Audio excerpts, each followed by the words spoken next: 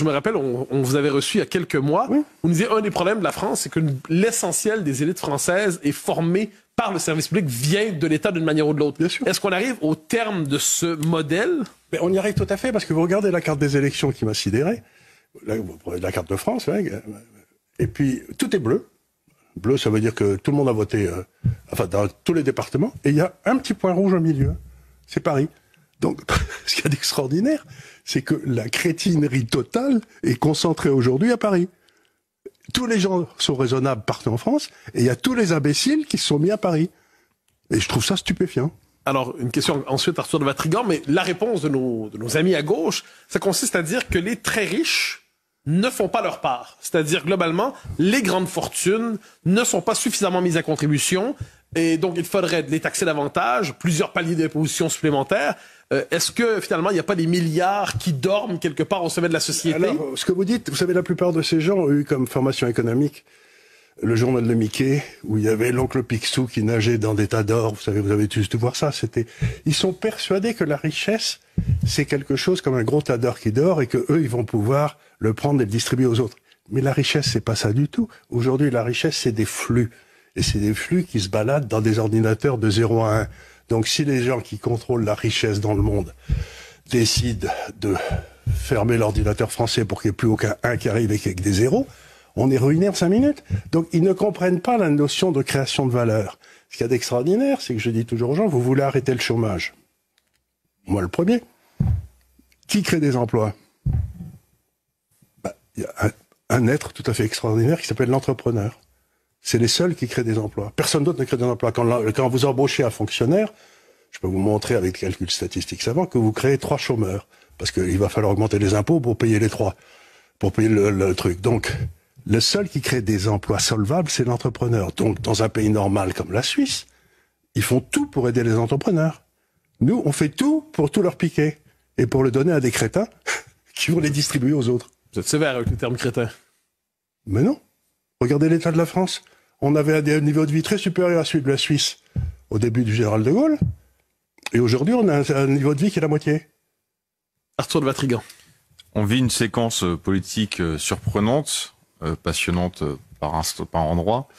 Mais comment analysez-vous ce choix d'Emmanuel Macron de dissoudre l'Assemblée? Parce qu'il y a plein d'interprétations différentes. La dernière, c'est ce papier dans Le Monde qui explique qu'il a voulu lancer une grenade dégoupillée pour voir ce qu'ils allaient faire. Comment vous interpréterez, vous, ce choix politique?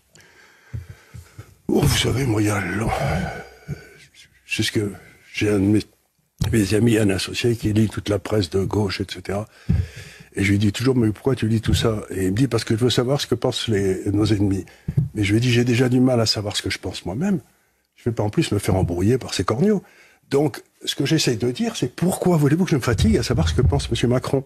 M. Macron, il a fait que des conneries depuis qu'il est là. Ça fait 7 ans, la France est dans un état lamentable, on est en quasi-faillite, la moitié de la population le hait, est dans la rue d'une façon ou d'une autre. Donc, je ne vois aucun intérêt à essayer de comprendre ce que pense ce gars-là. Mais aucun.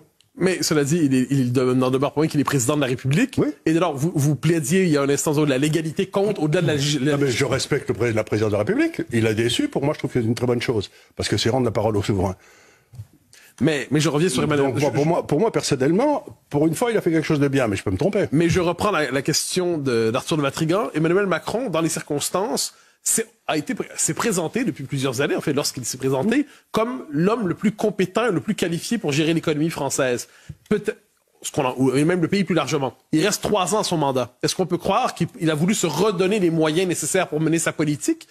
Ou pour vous, tout simplement, ces questions sont secondaires? Je voudrais vous répondre de la façon suivante. Il a été qualifié parce qu'il a passé les bons diplômes. Quels ont été les 3 meilleurs ministres des Finances français de ma vie, pendant toute ma vie, qui commence à être longue?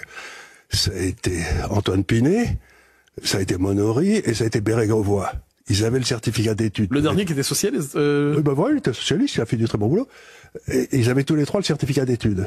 D'ailleurs, il n'y a pas un gars qui défile dans la rue qui pourrait le repasser aujourd'hui, le certificat d'études, parce que c'était beaucoup plus dur il y a 40 ans. Donc, je veux dire, s'imaginer que pour être au pouvoir, il faut avoir fait l'inspection des finances et être sorti de l'ENA, le pouvoir, ça n'a rien à voir avec l'intelligence ni la capacité à passer des diplômes. Vous avez passé des diplômes, ça prouve que vous avez une mémoire de cheval et aucun caractère. Mais ça prouve rien d'autre. Quand la France s'est écroulée en 1940, celui qui était président de la République, Lebrun, était sorti premier de Polytechnique, et celui qui était le chef de l'armée, le général Gallemain, était sorti premier de Saint-Cyr. Et on a appris la plus grande branlée de notre histoire. Donc arrêtons de penser qu'un type qui a fait des études est capable de prendre des décisions. Ça n'a rien à voir. Alors, vous voyez aujourd'hui dans la rue des centaines de milliers de personnes qui manifestent contre le Rassemblement national. Ils ont le droit de manifester. Ah, bien sûr. Alors, mais la question que je pose, est-ce que vous redoutez, parce que c'est une question qui revient en boucle, est-ce que vous redoutez des violences, tout simplement? Pas seulement un débat politique polarisé, mais des violences, et quelles seraient les conséquences pour la France, pour l'économie française, de telles violences? Ben, je crois qu'il y a des tas de gens en dehors de France qui ont intérêt à ce qu'il y ait des violences en France. Ceux dont je parlais tout à l'heure. Et par exemple, ils pourraient essayer de nous organiser, comme ils l'ont fait avec beaucoup de talent, une espèce de printemps arabe en France. Vous croyez que ce serait commandé? Vous pensez pas que ce sont des dynamiques propres à la société française, ces violences? Ben moi, quand j'étais étudiant à Toulouse, il y avait des démonstrations tout le temps. C'était la fin de la guerre d'Algérie, on se mettait sur la gueule avec beaucoup d'entrain. Mais c'était pas violent. Il n'y avait pas de mort. Il n'y avait pas de crime. Et ce qu'il y a de nouveau, c'est la criminalité dans la violence, dans la démonstration. Défiler, ça m'a jamais gêné. Mais vérifier s'il n'y a pas un gars avec un couteau derrière moi, c'est nouveau. Et donc c'est ça la nouveauté. Arthur de Vatrigan. Comment voyez-vous la suite? Là, on est dans un espèce de grand éclaircissement avec deux blocs importants, un bloc central qui est un peu faibli mais qui reste important. Est-ce que vous êtes optimiste? Est-ce que pour vous, cet éclaircissement annonce des bonnes choses ou au contraire Vous savez, dans mon livre que vous avez eu la gentillesse de présenter ici dans cette émission, j'avais expliqué qu'on était en train d'arriver à la fin du mensonge. Il y avait eu l'Empire du Mal, puis l'Empire du Mal avait été remplacé par l'Empire du Mensonge, mais c'était toujours le même maître. Hein, et l'Empire du Mensonge allait s'écrouler parce que tout le monde se rendait compte qu'il mentait. Tout le monde savait qu'il mente.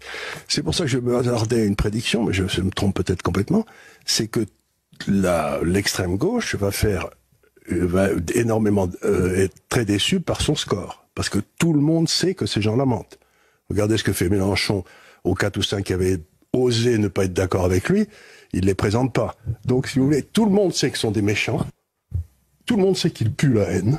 C'est extraordinaire. Quand vous les voyez, ils puent la haine. Ils vous détestent. Mélenchon, il est de mauvaise humeur tout le temps. Je me demande quand ils rigolent, ces gars-là. Mais est-ce qu'il n'y aurait pas la nécessité, cela dit, à droite, entre guillemets, plusieurs disent il faut avoir le souci du respect de son adversaire. Respectons-le. J'entends, mais de l'autre côté, lorsqu'on dit il pue la haine, est-ce qu'il n'y a pas la tentation, quelquefois, d'exclure du périmètre de la rationalité et de l'idée que l'autre passe d'adversaire à ennemi? Mais par contre, j'avais un ami en rugby qui était deuxième ligne, qui était il mesurait 2 mètres de haut, il était prêtre. Il jouait deuxième ligne. Et alors on lui disait toujours, ben alors quand tu es sur un terrain de rugby et qu'il y a un type qui te met une claque, qu'est-ce que tu fais? Est-ce que tu tends l'autre joue? Il disait, je tends l'autre joue, et s'il me remet une claque, après, le Christ, il m'a rien dit. Je règle le problème, j'ai plus d'instructions, là. Donc, ce que j'essaie de dire, c'est que je respecterai les autres le jour où ils me respecteront. Est-ce qu'il y a pour vous une issue positive à la situation présente? Et on y arrive. Et quelle est cette issue positive? L'issue positive, c'est qu'on redonne la parole aux Français. Et que petit à petit, les Français vont reprendre le goût à la politique. Et que, par exemple, moi, si j'étais dans les chaussures du Rassemblement national, en aucun cas je n'accepterais de gouverner si je n'avais pas une proposition du président de donner le référendum d'initiative populaire aux Français pour qu'ils deviennent maîtres de l'ordre du jour, que ça sorte de cette classe de surdiplômés, ce que Nassim Taleb appelle educated yet idiots, et que sortent des EY pour redevenir la politique en Suisse. Le paysan contrôle le politique. Il nous reste le temps d'une question, il nous reste 1 minute. Finalement, la constante dans vos analyses politiques, c'est cette idée qu'il faut sortir le pouvoir des mains de la présente élite et le remettre au peuple sans savoir quel sera le résultat par ailleurs. C'est au peuple de se démerder. Mais le peuple, si vous voulez, le problème dans la politique, c'est que dans le monde dans lequel on est, pour avoir un impact, il faut être aux extrêmes, c'est ce que dit encore une fois Nassim Taleb. Et donc, l'élection se fait toujours et le pays est géré ensuite par des extrêmes, dans la courbe de Gauss, là, de la population. Quand c'est la majorité de la population qui prend les décisions, on est au milieu. On est toujours dans la rationalité. Les seuls qui ne sont pas dans la rationalité, c'est les gars aux extrêmes. Et dans la démocratie représentative, surreprésente les extrêmes par rapport au milieu. Eh bien, écoutez, merci à tous les trois. C'est toujours un plaisir de vous recevoir, Charles Gave, avec parfois des paroles fortes, mots parfois subversifs, des paroles qui vous engagent. Mais c'est toujours intéressant. Oh, ça m'a jamais donné. Bah oui, j'imagine bien que ça vous Dans a les marchés jamais. financiers, si vous voulez, vous pouvez pas dire ça va peut-être monter, ça va peut-être baisser. Hein. Merci à tous les trois.